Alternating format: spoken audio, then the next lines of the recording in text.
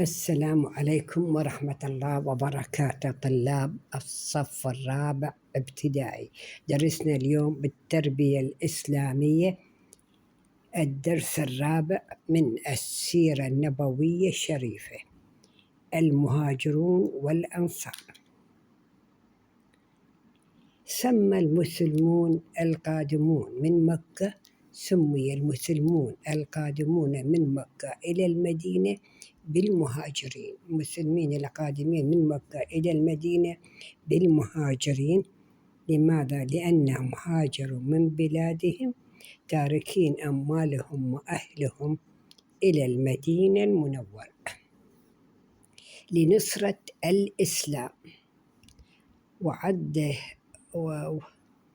وعد القرآن الكريم الهجرة في سبيل الله شرفا عظيما. وسمي المسلمون من أهل المدينة، المسلمين من أهل المدينة الذين نصروا رسول الله سموهم بالأنصار، لأنهم نصروا الرسول ودين الإسلام. نصر الرسول ودين الإسلام بأموالهم وأنفسهم. وعد القرآن الكريم هذه النصرة شرفا عظيما. نتعرف ما معنى المؤاخاة. المؤاخاة إن المسلمين الذين هاجروا من مكة إلى المدينة اللي سموهم بالمهاجرين، وإن أهل المدينة اللي استقبلوا رسول الله صلى الله عليه وسلم والمهاجرين إلهم سموهم بالأنصار. المسلمين اللي هاجروا من مكة إلى المدينة سموهم بالمهاجرين، وأهل المدينة اللي استقبلوا الرسول الله صلى الله عليه وسلم والمهاجرين إليهم سموهم بالأنصار.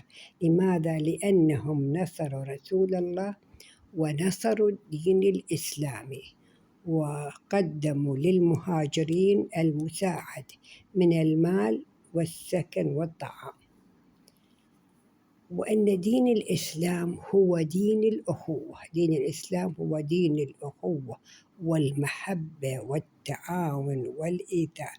لذلك قال الله تعالى: إنما المؤمنون أخوة. لذلك آخى الرسول صلى الله عليه وسلم بين المهاجرين والأنصار.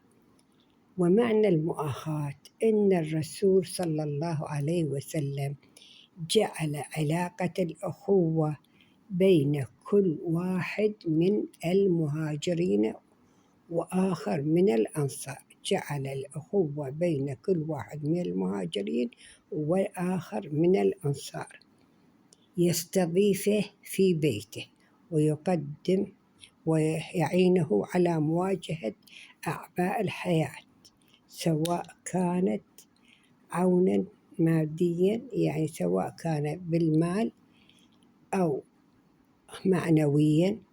وبصورة خاصة آخى الرسول بين نفسه والإمام علي ابن أبي طالب، وهما من المهاجرين. ورسول الله صلى الله عليه وسلم هو قدوتنا، لذا يجب علينا أن نسير على نهجه ونقتدي بأفعاله ونحقق الأخوة بين المسلمين. إننا ندرس سيرة الرسول صلى الله عليه وسلم لنتعلم منه ونقتدي به. أخلاق نبينا محمد صلى الله عليه وسلم. كان النبي محمد صلى الله عليه وسلم يتصف بالأخلاق العظيمة، فكان صادقا وأمينا وكريما وشجاعا ومتواضعا ورحيما، يساعد الفقراء والمظلومين ويحبهم ويزور المرضى ويجلس مع أصحابه يتحدث معهم كواحد منهم. لذا قال الله سبحانه: له وإنك لعلى خلق عظيم.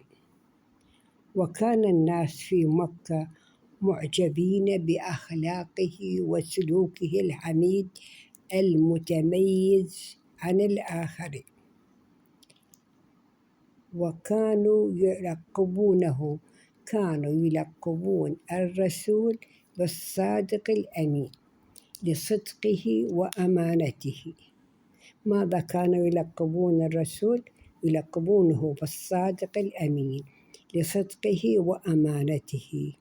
لذا علينا أن نقتدي بنبينا محمد صلى الله عليه وسلم ونتعلم منه تلك الأخلاق الفاضلة. إلى هنا انتهى درسنا لهذا اليوم، والسلام عليكم ورحمة الله وبركاته.